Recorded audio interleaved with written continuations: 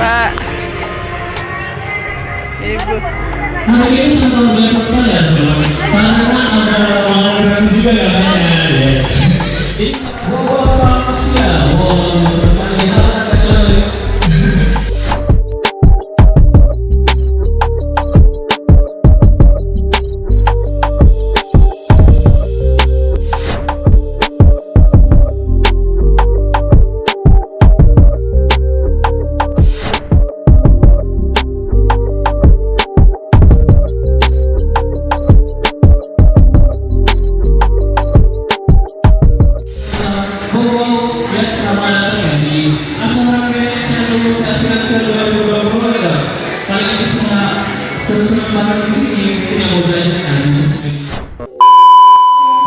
Ada SMSA CA Kepala Galeri Investasi Bursa Efek Indonesia Universitas Muhammad II. Selamat datang ketika dari sumber kita. Luar biasa sekali. Ya, baik Bapak Ibu, dan mungkin kalau orang bilang Pegadaian itu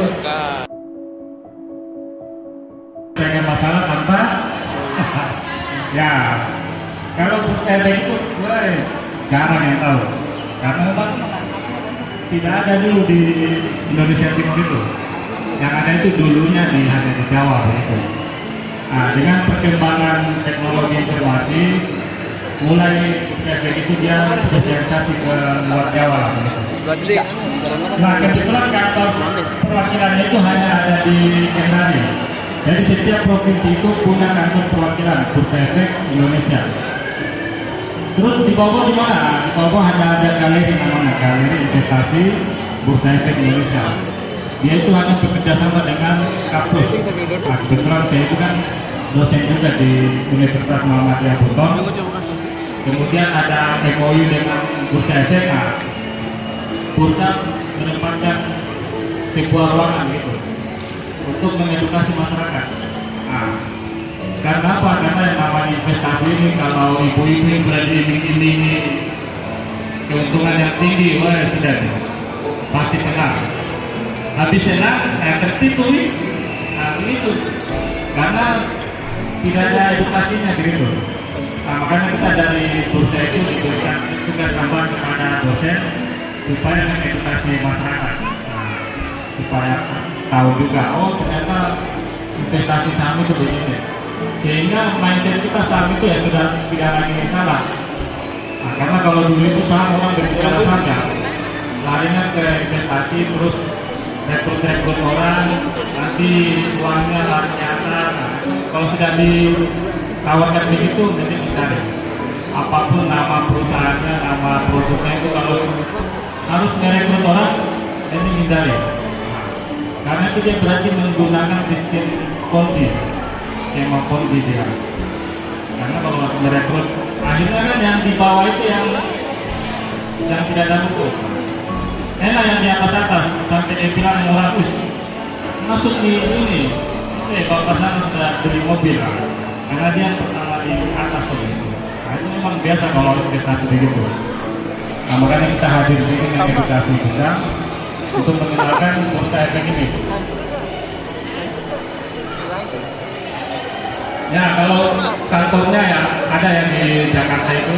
Kalau Bapak itu pernah ke Jakarta di Sudirman, nah ini kantornya Bursa Efek. Ada 2 gedung ini. Nah, kalau di dalamnya itu seperti ini. Nah, kalau kita nanti kalau masuk di dalam gedung tadi yang tinggi tadi ya, ini main hall-nya, main hall.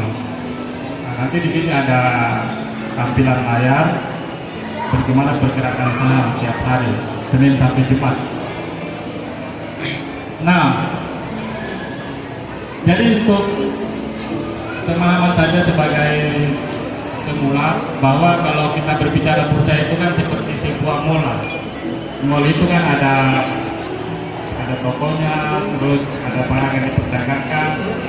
Nah, kalau di bursa itu, mallnya itu PT Bursa Efek Indonesia, PT-nya.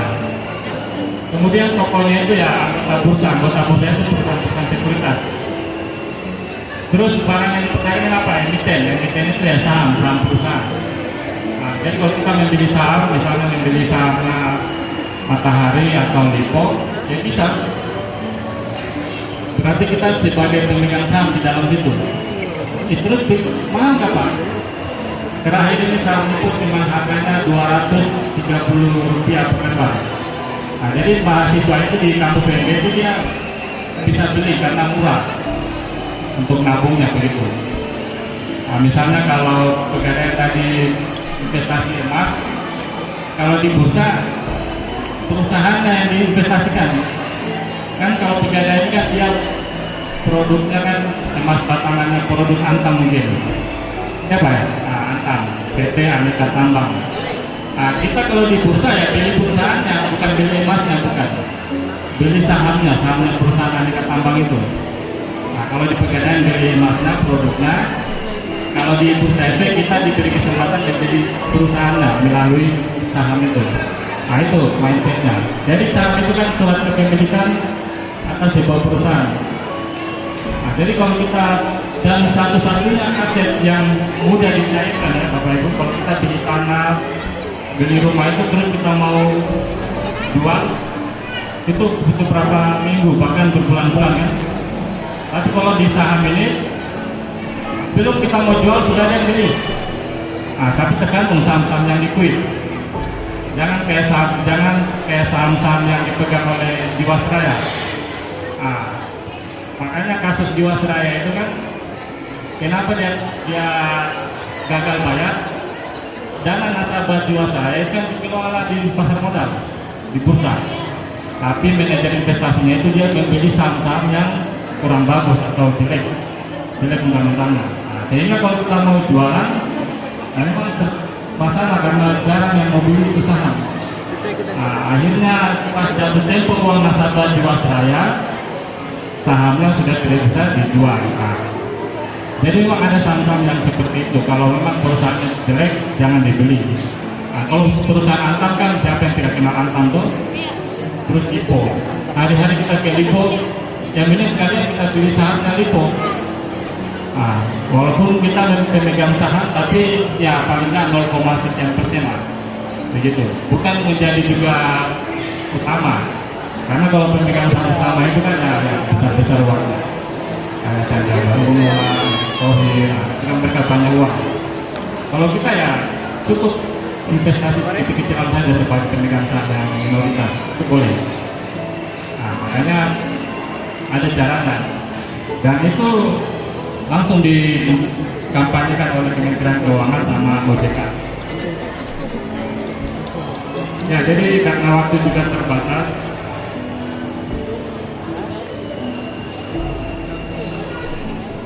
nah ini sahamnya.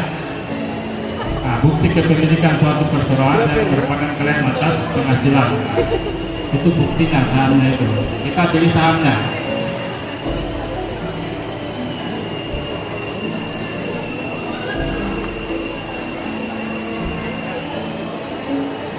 Nah, kalau lihat di struktur ini ya, jadi ada OJK. Makanya kalau Bapak Ibu ditawarin investasi, tanyakan ada OJK-nya tidak begitu.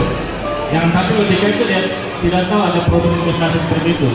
Makanya kalau bursa itu kan langsung diawasi oleh OJK, kemudian ada KPI sama KCU. Nah, ini produk.